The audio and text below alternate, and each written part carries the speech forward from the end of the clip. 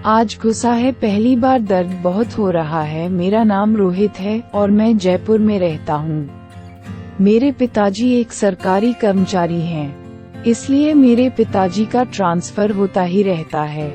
वह इससे पहले गुजरात में थे और हम लोग भी उनके साथ गुजरात में ही थे, पर अब मेरे पिताजी का ट्रांसफर हो चुका है, इसलिए हम लोग अब जयपुर में ही आ चुके हैं।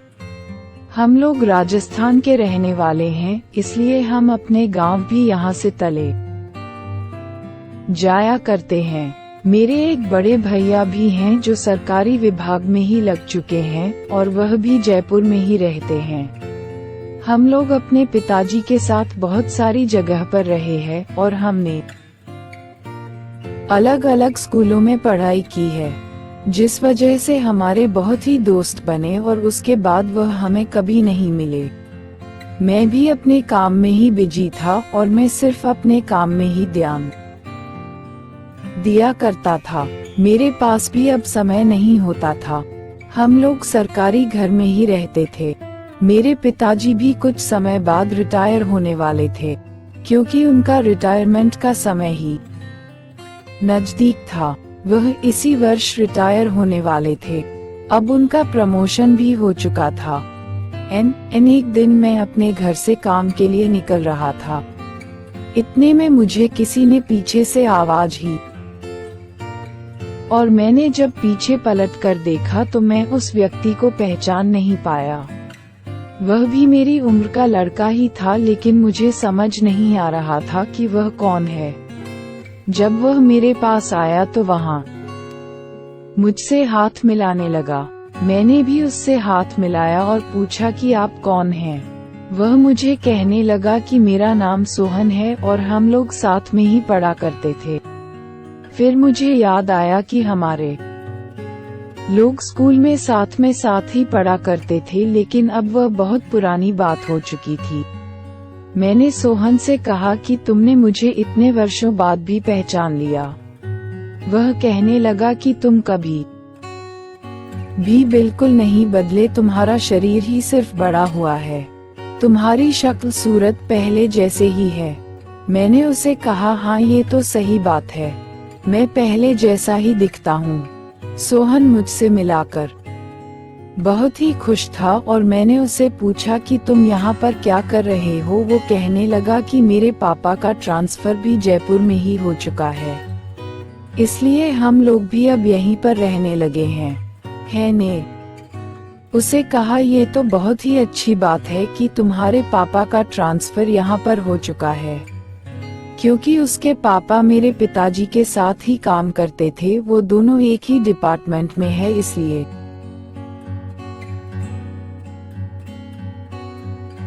सोहन के पिताजी मेरे पापा को भी अच्छे से जानते हैं और मुझे जहाँ तक याद है उसके घर पर उसकी बहन भी थी।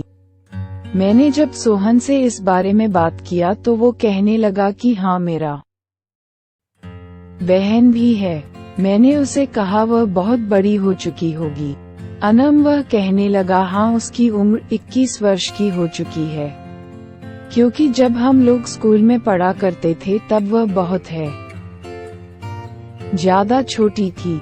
मैंने सोहन से उसका नंबर ले लिया और कहा कि मैं तुम्हें फोन करूंगा, उसके बाद तुमसे मुलाकात करता हूँ। अब मैं अपने काम पर निकल गया और मैंने एक दिन सोहन को फोन कर लिया और पूछा कि तुम कहो हो। वो कहने लगा, मैं घर पर ही हूँ, तुम घर पर ही आ जाओ। मैं जब उसके घर पर गया तो मैंने उसकी बहन को देखा। वह बहुत ही ज्यादा बड़ी हो चुकी ही और पहले से काफी सुंदर लग रही थी। मुझे उसे देखकर बहुत अच्छा लगा। जब मैं उनके घर पर बैठा हुआ था तो उसको भी मुझसे मिलकर बहुत खुश हुई और कहने लगी, तुम्हारे माता पिताओं से मिलने मुझे तुम्हारे घर आना था, पर मुझे समय नहीं मिल पाया, इसलिए मैं तुम्हारे घर नहीं आ पाए। मेरा ध्यान सिर्फ उसकी बहन की तरफ था। सोहन ने मुझे अपनी बहन से मिलाया। उसका नाम राधिका है। मैं उससे मिलकर बहुत ही खुश हुआ। मैं जब राधिका से मिला तो मैं उसे कहने लगा, तुम उस वक्त बहुत ज्यादा छोटी थी, जब हम लोग स्कूल में पढ़ा करते थे। वह कहने लगी, हाँ उस वक्त मैं बहुत ही छोटी थी, पर मैंने उसे कहा कि तुम अब बहुत बड़ी हो चुकी हो। अब हम लोग काफी देर तक बातें कर रहे थे। मैंने सोहन से कहा कि मैं अब अपने घर चलता हूँ, तुम भी मेरे घर पर आना। अब वह लोग भी मेरे घर पर आ जाया करते और सोहन की माँ भी हमारे घर पर आने लगी। उनके साथ में राधिका भी हमारे घर पर आ जाया करती। जब भी वह तुझे मिलती तो मैं उससे अक्सर बात कर लिया करता था। राधिका से मेरी बहुत ही बात होने लगी और वह मुझे बहुत अच्छी भी लगती थी। वह जब मेरे घर आती तो मुझसे काफी बात किया करती थी और मैं भी जब उनके घर पर जाता तो मैं राधिका से बहुत बात किया करता था।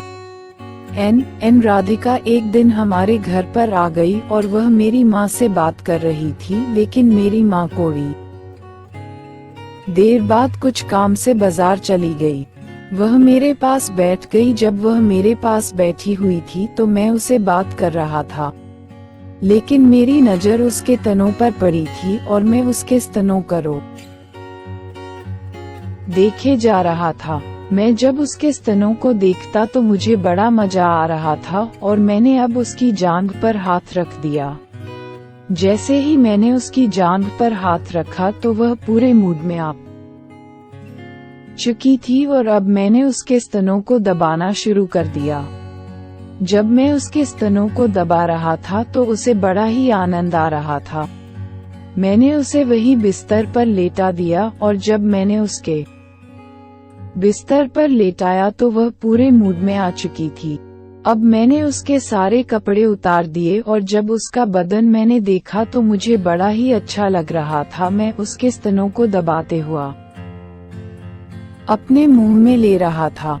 राधिका को मजा आने लगा और मैंने उसकी गुफा के अंदर अपने औजार को डाल दिया।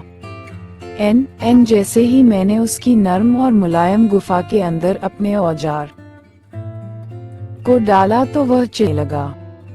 उसकी खोद से बहुत तेजी से खून निकल रहा था। मुझे बड़ा ही मजा आ रहा था जब मैं उसे धक्के मार रहा था। वह ही मेरा पूरा साथ दे रही थी और उसे बड़ा ही आनंद आता जब वह मेरे औजार को ले रही थी।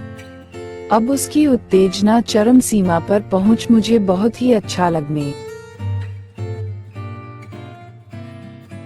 लगा।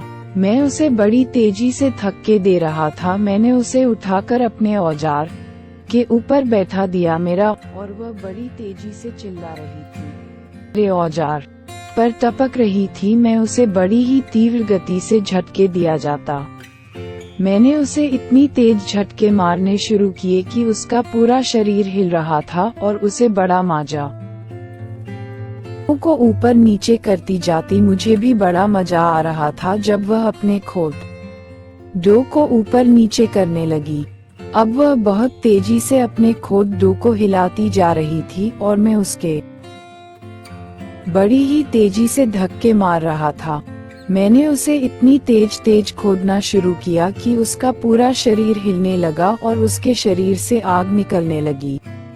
वह मुझे कहने लगी कि उसके बिल्कुल भी बर्दाश्त नहीं हो रहा है जब आप मुझे इस प्रकार से खोद रहे हो। मैंने उसे बड़ी तेजी से चर रहा था।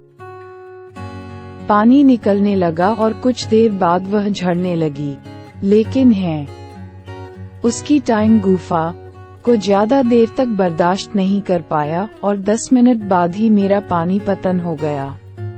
जब मेरा वीर उसकी खुशी थी, वह मेरी औजार को अपने मुंह में लेकर चूस रही थी। उसे बहुत मजा आ रहा था जब वह मेरे औजार को अपने मुंह के अंदर ले रही थी। उसके बाद मेरा माल उसके मुंह के अंदर ही गिर गया। अगर हमारी वीडियो अच्छी लग हो तो चैनल को लाइक करो, सब्सक्राइब करो प्लीज। दोस्तों हमें भी सपोर्ट करें, आप सभी से निवेदन है, कृपया सभी लोग हमें सपोर्ट करो भाई। हमरे तरफ से आप सभी को हाथ जोड़कर नमस्कार है।